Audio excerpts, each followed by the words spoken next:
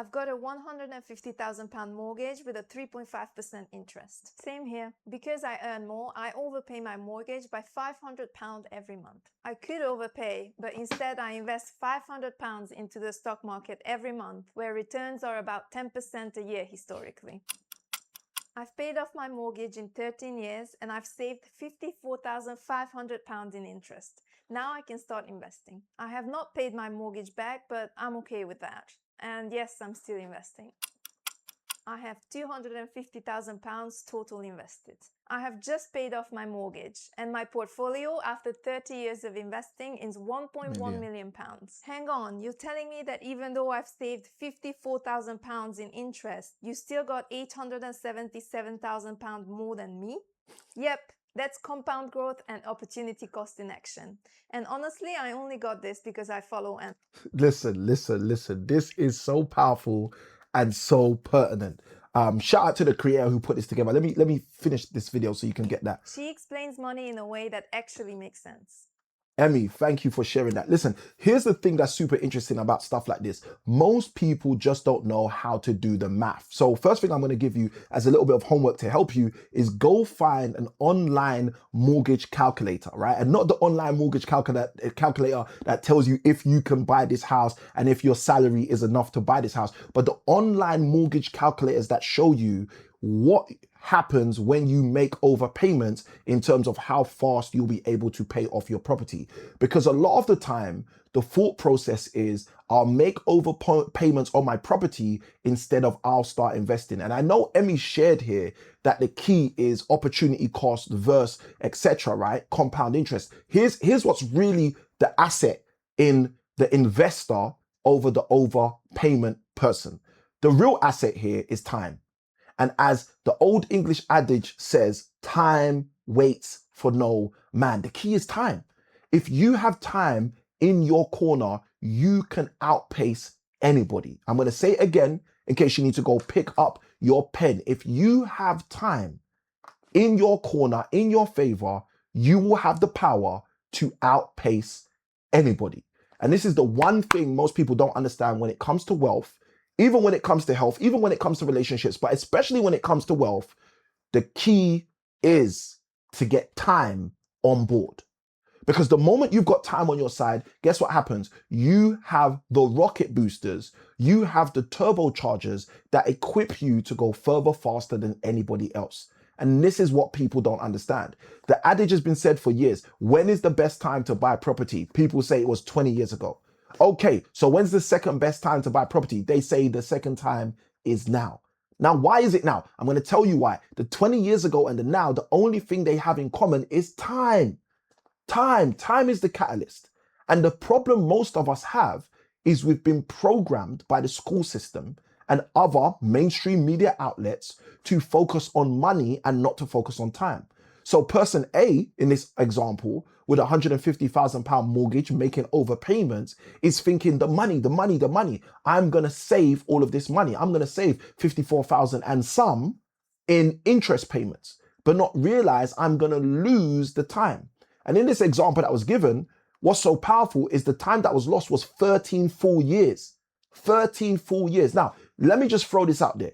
If you got the opportunity for 13 years to invest in a growth stock, to invest in, for example, a whale, okay, a kind of tech company or business that astronomically grew in wealth, in value, right? Now, as I'm saying this, certain things are coming to my mind, right? Now, this is not a plug in any way, shape, or form, but as an example, a stock like AMD, which now is tracking at $400, $500, okay, per share, which 5-6 years ago was tracking at $10 per share. That's a growth stock. That's a stock which, if you have 13 years in, you can take each of your $10 and turn each of your $10 into $500+, okay? And AMD is not the only stock. It's just an example of a stock. So I'm saying this for us to start to see as individuals that there's so much opportunity out there. And as Emmy has rightly pointed to, it's the opportunity cost that gets lost, but then it's the compound interest that doesn't get taken advantage of. So my question to you is this: how are you going to take better hold of compound interest going forward. Here's my second question to you. How are you going to tap into the opportunity available to you in the time you have right now? Because the reality is tomorrow is not promised. And as we've said earlier, time waits for no man.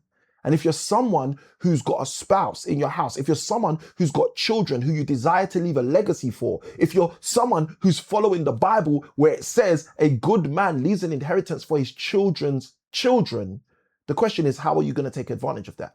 Now, yes, in the example of the video, they spoke about stocks. It doesn't have to be stocks. It could be real estate. It can be property. It could be starting your own business. It could be anything that allows you to generate a return on investment, which is far exceeding the current level of return you're generating from your employment.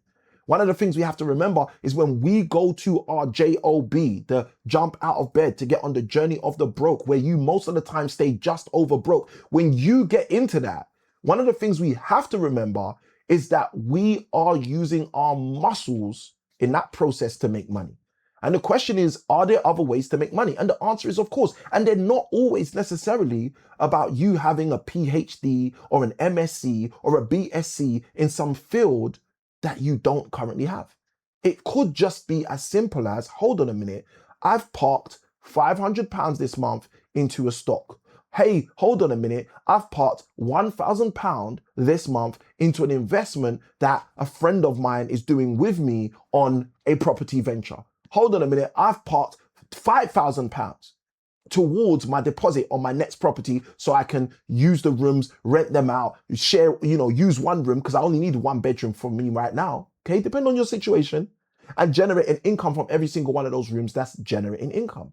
Okay, what are you doing with your current revenue so that it's not just your muscles making money, but it can be your money making money? What are you doing with your current opportunities so it's not just your muscles making money, but it can be your actual mind making money? And for those of you who are creative entrepreneurs out there, not just what are you doing for your muscles, mind, and your money to make money, but what are you doing currently with your current opportunities for your mouth to also make you money? These are the questions we need to ask ourselves, and not just because we can ask ourselves, but more importantly, so other people in our community can see us asking ourselves those questions, see us answering those questions, and watch how we perform based off the answer to those questions, because that's going to determine what the next generation are going to do, what they're going to be able to do, because they're going to be determined by what they see you and I do.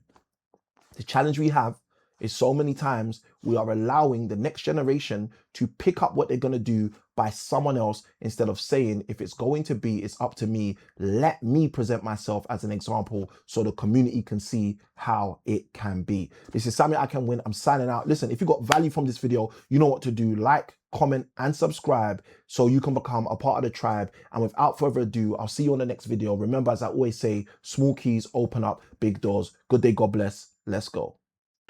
Small keys open big doors.